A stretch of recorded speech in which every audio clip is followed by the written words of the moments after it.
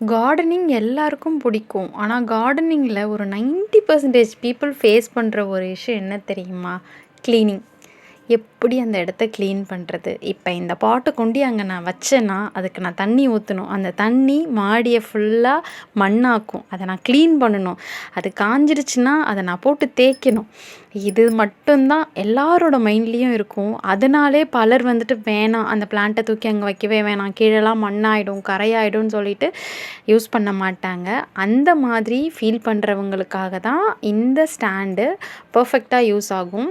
க்ளீனிங்கை விட இதில் இன்னொரு பெரிய அட்வான்டேஜ் என்னென்னா, இதுக்கு கீழே இப்போ நம்ம பாட்டுக்கு கீழே ஏதாச்சும் பூச்சி போட்டு வந்து அடைஞ்சிச்சின்னா நம்மளால் பார்க்க முடியாது. நமக்கு அது எப்போ வந்துச்சுன்னு கூட தெரியாது. ஆனால் இது மாதிரி கொஞ்சம் வெட்ட வெளிச்சமாக இருக்கக்குள்ள நமக்கு அங்கே என்ன வருது போகுதுன்றதும் நமக்கு தெரிஞ்சிடும். மோஸ்ட்லி அது எதுவுமே அங்கே வந்து தங்காது. அதுவும் இது வந்துட்டு ஒரு சேஃபான ஒரு ஸ்டாண்டு தான் நான் சொல்லுவேன். நம்ம கீழே வைக்கிறதுக்கும் இது ரொம்ப சேஃப். மாடி தோட்டத்தில் நம்ம க்ளீனிங்காக பார்க்கலாம். நம்ம இதை கிரவுண்ட் கார்டனில் வைக்கணும்னா நம்ம சேஃப்டிக்காக பார்க்கலாம்.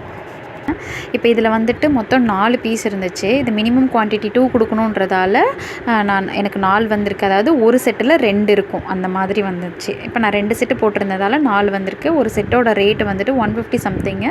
ஸோ 300 சம்திங்கில் எனக்கு இது வந்துருந்துச்சு. நல்லா கொஞ்சம் குவாலிட்டியாகவே இருந்துச்சு. இது நல்லாவே பேக் பண்ணியிருக்காங்க. இதில் ஆக்சுவலி 4 இருக்குது. பார்த்தா அப்படி தெரியல, பார்க்க என்னமோ 2 இருக்கிற மாதிரி தான் தெரியுது. பட் 4 இருக்குது. ஒன்றோட ஒன்றா ஒட்டி உள்ளுக்குள்ளே வச்சு எப்படியோ செட் பண்ணி அனுப்பிட்டாங்க. நல்ல பேக்கிங்கு. இப்போ இது ஒன்று மட்டும் எடுத்து நான் காமிக்கிறேன் பாருங்கள். இதுதான் ஒன்று. நல்லாவே இருக்குது.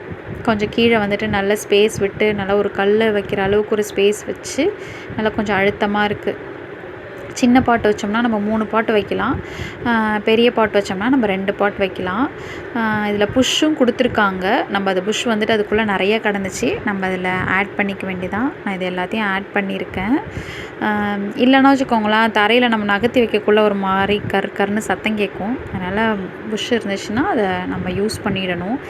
எக்ஸ்ட்ராவே இருந்துச்சு, எல்லாத்துக்கும் போக பாக்கியும் இருந்துச்சு. சரி, நான் ஃபஸ்ட்டு வந்து கம்மியாக தான் வாங்கியிருக்கேன். இது எப்படி இருக்குது, இதோட குவாலிட்டி நல்லா இருக்கான்னு பார்த்துட்டு அதுக்கப்புறம் நம்ம மற்ற பிளான்ட்டுக்கெலாம் வாங்கிக்கலான்னு சொல்லிட்டு கம்மியாக தான் வாங்கியிருந்தேன். குவாலிட்டி நல்லாவே இருக்குது. நான் இதை வச்சு தான் இனிமேல் மற்ற எல்லா பிளான்ட்ஸ்க்கும் வாங்கலான்னு பார்க்குறேன். சரி, அதனால தான் உங்களுக்கும் ஷேர் பண்ணலாம் அப்படின்னு சொல்லிட்டு நான் இதை வீடியோவாக போடுறேன். இது வந்துட்டு மாடி தோட்டத்தில் நீங்கள் பிளான்ட்ஸ் வளர்க்கணுன்னு நீங்கள் நினச்சிங்கன்னா தாராளமாக இந்த ஸ்டாண்டை வச்சு அதுக்கு மேலே நீங்கள் பாட்டோ இல்லை க்ரோ பேக்கோ வச்சிங்கன்னா கீழே வந்துட்டு மண் போகாது. அப்படியே மண் போனாலும் நம்ம லைட்டாக தண்ணி ஊற்றினாலோ இல்லை பெருக்கி விட்டாலோ தானாகவே அது போயிடும். இதுதான் ஃபைனலாக வந்துட்டு நான் அந்த புஷ்லாம் செட் பண்ணின பிறகு ஃபைனல் அவுட்புட்டு. ரொம்பவே நல்லாயிருக்கு. இப்போ செடி வச்சு காமிக்கிறேன் வாங்க. நான் வச்சுருக்கிறது எல்லாமே பெரிய பாட்டில் வச்சுருக்கேன். பெரிய பாட்டுன்றதால என்னால் 2 பாட்டு தான் வைக்க முடியுது. பக்கத்தில் ஒரு சின்ன பாட்டு வேணால் வைக்கலாம். சரி, நான் கொஞ்சம் தாராளமாக இருக்கட்டும்ன்றதால நான் 2 பெரிய பாட்டை மட்டும் அதில் தூக்கி வச்சுருக்கேன். இதே நீங்கள் சின்ன பாட்டு வச்சிங்கன்னா 3 பாட்டு தாராளமாக வைக்கலாம். அதை விட குட்டி சைஸில் வச்சோம்னா வந்துட்டு 4-5 பாட்டு கூட வைக்கலாம். நம்மக்கிட்ட இப்போதைக்கு இவ்வளோ பிளான்ட்ஸ் தான் இருக்குது. செவ்வந்தியில் நிறைய வச்சுருந்தோம். ஆனால் வந்துட்டு எல்லாமே வந்துட்டு இந்த வெக்கேஷன் போனப்போ கருகிடுச்சு. 4 நாள் தான். ஆனால் ரொம்ப வெயில் அடித்ததால் ரொம்பவே கருகிடுச்சு பிளான்ட் எல்லாம். நான் வந்து திருப்பி கொஞ்சம் சாப்ளிங்ஸ் போட்டு அதிலேருந்து முளைச்சது கொஞ்சம் செடிலாம் இருக்குது. இதில் எந்தெந்த கலர்னே எனக்கு தெரியல.